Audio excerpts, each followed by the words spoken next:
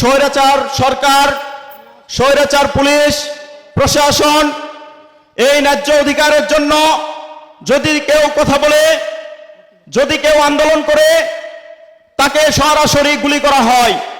সংগ্রামী উপস্থিতি, আমরা ছাত্র সমাজ কি চেয়েছিলাম? ছাত্র সমাজ চেয়েছিলাম বাংলাদেশে যেন ন্যায্য অধিকার প্রতিষ্ঠা হয়, সরকারি যে প্রতিষ্ঠানগুলোতে চাকরি নেওয়া হয় সেগুলোতে 56% কোটা দেওয়া হয়েছে, এই কোটা প্রথা বাতিল করা হয় বা যৌক্তিক সংস্কারের জন্য ছাত্র সমাজ আজকে রাজপথে নেমে এসেছে। কিন্তু আমরা কি দেখলাম?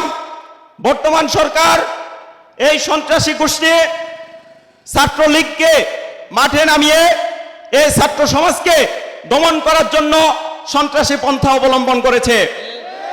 সংগ্রামে উপস্থিতি, আমরা ছাত্র সমাজ মাঠ ছাড়ি নাই।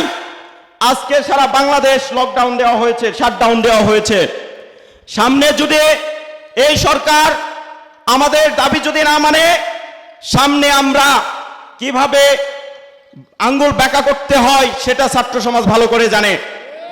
সংগ্রামে উপস্থিতি, যদি ছাত্রদের এই ন্যায্য অধিকার সরকার মেনে না নেয়, পরবর্তীতে একের পর এক শাটডাউন দেওয়া হবে। আমরা সকলে রাজপথে আছি, আপনারা ডাকলে সাড়া দিবেন এই আশা ব্যক্ত করে আমি আমার কথা শেষ করছি। আসসালামু আলাইকুম ওয়া রাহমাতুল্লাহ।